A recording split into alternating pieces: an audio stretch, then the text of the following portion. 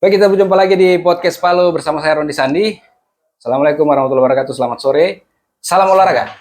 Salam olahraga. Wah, ini karena kita sudah dibuka dengan salam olahraga, berarti kita harus kita bahasannya adalah soal olahraga. Tapi kali ini kita mau membahas soal futsal.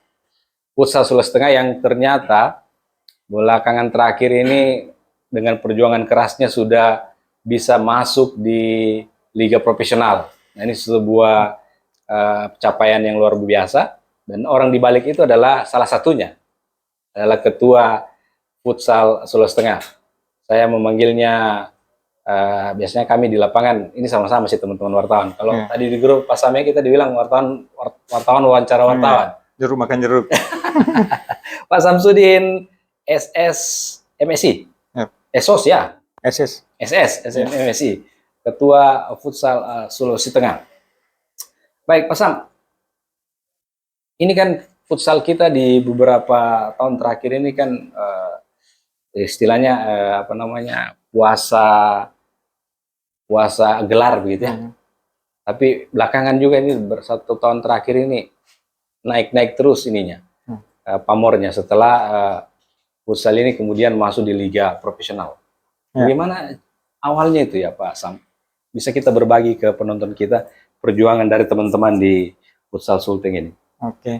Ya, terima kasih podcast Palu sudah mengundang kami. Saya ke sini sebagai pembicara. Nah, mungkin sebelum masuk ke Liga Pro, Pak Roni, saya mungkin menyampaikan permohonan maaf ya kepada masyarakat Sulawesi Tengah karena memang beberapa hari lalu kita menyelesaikan babak kualifikasi PON 21 di Sulawesi Tengah dan kita belum berhasil memberikan yang terbaik buat Sulawesi Tengah. Tapi saya pikir bukan kami gagal segala-galanya, tapi kami sudah berusaha yang terbaik. Hanya memang belum beruntung. Kenapa saya katakan belum beruntung? Karena kita kalah terhormat. Bukan kalah dari sisi pertandingan. Kita dari 3 kali bertanding hanya 1 kali kalah. Itu pun kalah tipis. Dari sisi produktivitas gol kita jauh lebih besar daripada Sulawesi Barat yang juara. Jadi itu, jadi saya sekali lagi saya mau maaf kepada masyarakat Sulawesi Tengah, khususnya pencinta futsal karena kami belum bisa memberikan yang terbaik. Mudah-mudahan ini jadi bahan evaluasi buat kami ke depan, kita berusaha lebih baik dan bisa berprestasi yang lebih baik pula. Tapi itu satu sisi. Kalau kita mungkin tidak boleh larut dalam kesedihan ini, tapi satu sisi kita harus bergembira karena di Januari ini kita akan menghibur masyarakat Sulawesi Tengah di event yang sangat-sangat bergengsi, namanya Liga Profesional. Liga Profesional ini adalah salah satu liga paling bergengsi di tingkat futsal di Indonesia. Itu setara dengan level Liga 1 sepak bola. Kalau di futsal? Ya, dan ini sejarah Sulawesi Tengah, baru kali ini kita punya klub Liga 1, Liga Pro. Itu dari Sulteng? Iya, sepak bola saja sekarang ini kita masih di Liga 2, Persipal kan? Persipal, Nah, futsal kita sudah di Liga Pro. Liga Pro? Iya. Nah, itu nanti di Januari kita akan bertanding di sini dan itu akan hadir klub-klub terbaik Indonesia yang juga diperkuat oleh pemain-pemain asing. Jadi itu saya pikir juga menjadi sisi lain bahwa sisi prestasi bagi kita Sulawesi Tengah di futsal memang tidak bisa instan ya Pak Roni karena saya mengurus futsal ini dari 2017 dan lumayan lama juga dan pelan-pelan saya berusaha mengembangkan olahraga ini dan alhamdulillah ada hasilnya sudah lumayan terlihat. Bahwa di Indonesia pun, Indonesia Timur pun kita yang baru kali ini kita yang juara Liga Pro. Luar biasa. Jadi kita bahkan bisa melewati Sulawesi Selatan ya, yang notabene kiblat futsal Indonesia Timur itu adalah Sulsel, tapi sekarang kita malah yang bisa di atas. Jadi ini alhamdulillah ini menjadi harapan bagi masyarakat Sulawesi Tengah khususnya para pencinta pelaku futsal bahwa di Januari kita akan dihibur oleh itu. Silakan datang menonton dan kita akan, ini harapan menjadi motivasi buat kita semua di Sulawesi Tengah ini untuk bisa melahirkan pemain-pemain futsal potensial. Saya kira itu Pak. Jadi nanti kita jadi tuan rumah juga? Ya, kita tuan rumah. Di mana tempat nanti? Di Gelora Bumi. Oh, itu menjadi base camp futsal Moncong Bulu Muda namanya. Kita punya klub futsal itu Moncong Bulu Muda. Moncong Bulu Muda. Ya. Kemarin juga saya baca artikelnya menang di beberapa event kan. Nah, luar biasa nih. Pak Sam, tentu perjalanan dari Moncong Bulu ini orang sudah lihat sekarang ini adalah hasil akhirnya. Iya, betul. Tapi prosesnya itu orang tidak tahu. Iya. Pasti berdarah-darah juga begitu kan. Betul. Bapak bekerja keras itu bagaimana, bisa ceritakan sedikit perjuangan-perjuangan Bapak? Iya, memang Pak Ron, ini urus olahraga ini bukan barang yang mudah dan murah. Karena ketika urus olahraga ini kita pikirannya bukan mencari uang di situ, malah mengeluarkan uang. Karena sama dengan sepak bola kan. Futsal itu ya kita merintis, memang harapan kita untuk meloloskan klub ke level tertinggi di futsal Indonesia itu dari 2017. Tapi ternyata baru tercapai itu di 2023 kemarin. Klub Moncong Bulo Muda itu sangat boleh dikata spektakuler karena selama pertandingan dari penyisihan di Palu sini sampai final di Jakarta, di Tegal, Jawa Tengah itu tidak pernah kalah. Iya. Jadi sejarah itu bahwa dari awal pertandingan sampai dari babak Linus ini kan tingkat Sulawesi Tengah. Itu tidak pernah kalah. Terus kemudian masuk di tingkat nasional di Gorontalo, babak 34 besar. Di sana tidak pernah kalah, malah menang lawan Sulsel. Kemudian dia lolos ke 8 besar di Tegal. Di Tegal pun tidak pernah kalah sampai juara. Jadi memang sangat-sangat saya harus mengatakan ini spektakuler karena klub biasanya klub hebat itu bahkan biasa kalah 1-2 kali untuk bisa juara. Nah, ini tidak pernah sama sekali kalah. Nah, memang mungkin orang tidak memprediksi dari awal bahwa klub ini bisa, memang juga ini klub, saya harus katakan bahwa ini ada campur tangan juga dari Makassar. Memang tapi kita kemudian klub ini kita daftarkan di Palu, kita ikutkan kompetisi di Palu, dan pemainnya juga bercampur Makassar Palu. Dari kan biasa kalau namanya liga profesional kan begitu. Pasti. Itu harus campur pemain lokal dengan pemain dari luar. Nah, ternyata sungguh luar biasa dan sangat-sangat kita sangat bangga loh Sulawesi Tengah. Bukan cuma Sulawesi Tengah tapi Sulawesi karena satu-satunya klub futsal yang berkiprah di Liga Pro sekarang ini tahun ini itu adalah Moncong Bulo Muda dan asal dari Sulteng. Asal Sulteng ya itu. Jadi itu harusnya jadi kebanggaan kita bersama ya. Bahwa ini harapannya ke depan akan lahir lagi klub-klub futsal Sulawesi Tengah juga yang bisa berkiprah di level nasional. Ya. Tentu di perjalanan Moncong Bulo Muda ini tentu ada support juga dari pemerintah. Bagaimana pemerintah daerah kita mensupport ini? Ya, Nah, memang ketika kita bicara sudah support, ini yang menjadi kendala kita selama ini di Sulawesi Tengah, Pak Ron. Bukan cuma futsal saya pikir ya, mungkin olahraga-olahraga lain juga. Bahwa selama ini memang satu-satunya harapan kita ketika kita mengurus olahraga itu hanya dari KONI. KONI sebagai induk olahraga kita. Di sisi lain ya kita biasanya berharap sama sponsor, sama siapa lagi, orang-orang tertentu individu yang punya kepedulian. Nah, itu yang susah saya dapatkan di Palu. Mungkin atau memang saya belum dapat. Oh gitu. Iya. Jadi ketika kita berusaha berjuang, biasanya susah mendapatkan orang yang mau membantu sama-sama berjuang. Tapi ketika kita sudah berhasil, baru muncul satu-satu. Saya mau juga. Oh, jadi orang tunggu hasil dulu? Ya, tunggu hasil. Nah, tapi kita pikir tidak ada masalah. Setidaknya kita berusaha dulu memberikan hasil gitu kan, baru kalau ternyata setelah ada hasil itu baru mereka mau bantu kita, tidak ada masalah juga menurut kita. Tapi memang kendala terberat bagi kita, karena saya rasakan ini Pak Ron, saya mengurus masuk di pengurus futsal itu dari 2013. Masih Pak Erwin Sumampu almarhum yang ketua pertama. Saya ini ketua keempat.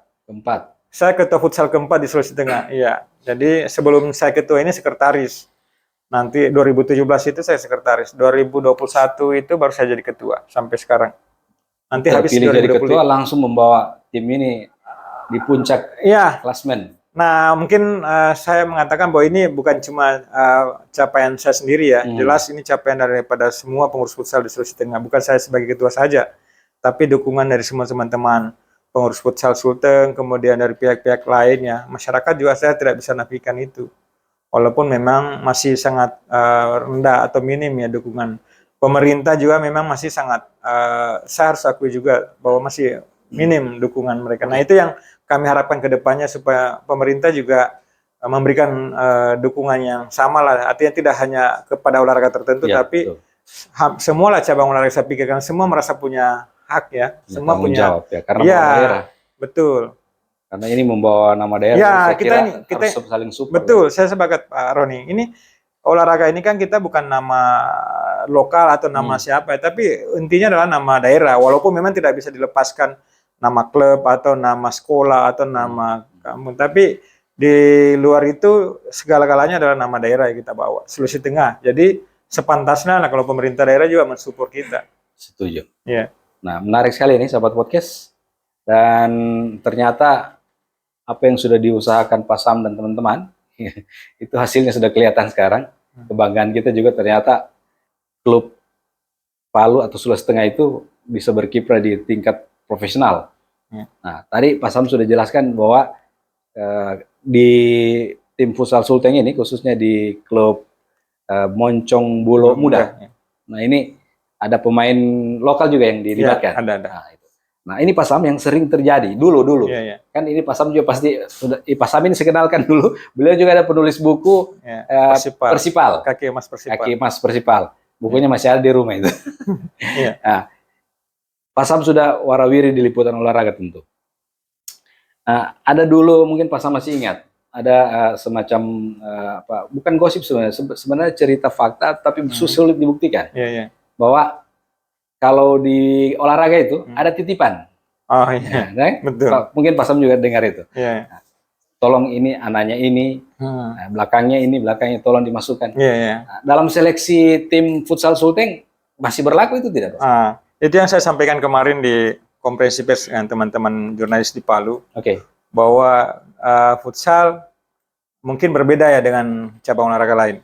Saya dengan bahasa istilah saya bahwa saya mengharamkan istilah titipan di olahraga futsal. Jadi saya bilang tidak ada, tidak boleh sama sekali, intervensi dari manapun saya tidak akan terima. Jadi saya sampaikan sama teman-teman jurnalis, silakan cek di antara semua pemain futsal yang sekarang bermain itu, tidak ada satu orang pun anak pejabat, Pak Ron. Jadi itu akan menandakan bahwa memang tidak ada titipan. Mereka ini semua orang-orang biasa. Bahkan dari Toli-Toli, dari Parigi. Ya, semua kita rekrut. Kalau memang punya kualitas bagus, ya kita harus rekrut dong. Jadi kita tidak membeda-bedakan bahwa hanya kita karena tinggal di Palu, kita dominan orang Palu. Atau karena kita di bawah naungan ini, ya kita tunduk. Atau kita harus prioritaskan. Titipan. Ada tiba-tiba. Memang saya juga sebelumnya pernah ada pemain yang curhat sama saya di cabang olahraga lain ya. Saya tidak mengatakan ini karena nanti saya dengar.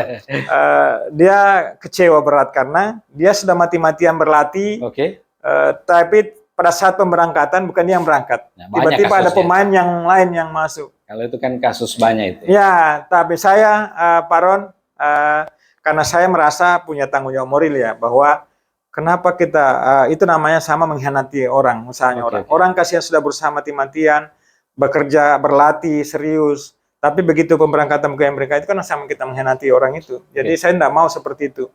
Saya harus betul-betul fair, betul-betul adil dalam memberikan kesempatan kepada adik-adik ini ya. Memang kalau memang dia serius, dia latihan sungguh-sungguh ya itu yang harus kita bantu.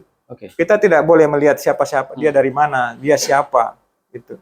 Artinya proses seleksi ini tidak bisa pakai titip-titip. Betul. Harus sesuai profesional di bidangnya. Dan saya sudah tekankan sama pelatih bahwa kalau ada orang siapapun dia datang ketemu pelatih, coach meminta sesuatu jangan diladeni.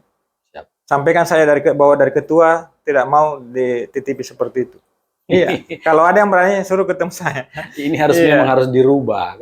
Karena kebiasaan-kebiasaan ini yang kemarin ternyata bisa merusak juga prestasi membawa nama Sulteng. Betul. Nah, itu sudah dibuktikan Pak Sam dan teman-teman di tim futsal Sulteng dengan profesional dan melalui kompetensi yang ada. Buktinya sudah terlihat.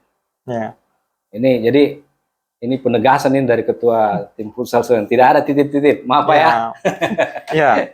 Tidak boleh titip-titip. Kalau kita seperti itu Pak Ron, sampai kapan kita mau olahraga berkembang kan?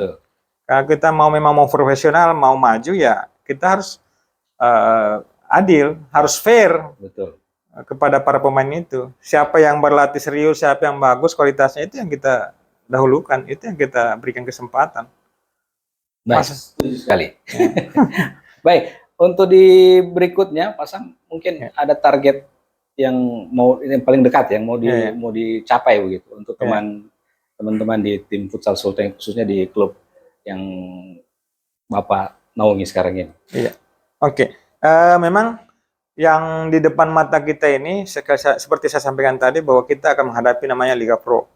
Itu Liga 1, kasta tertinggi di futsal Indonesia di Januari. Nah, tentunya itu menjadi sejarah bagi Sulawesi Tengah, khususnya cabang olahraga futsal, karena kita akhirnya memiliki satu klub yang bisa bermain di tingkat kasta tertinggi futsal. Nah, itu artinya kita memberikan kesempatan kita untuk menunjukkan bahwa Sulteng ternyata bisa juga untuk berkiprah di kasta tertinggi futsal.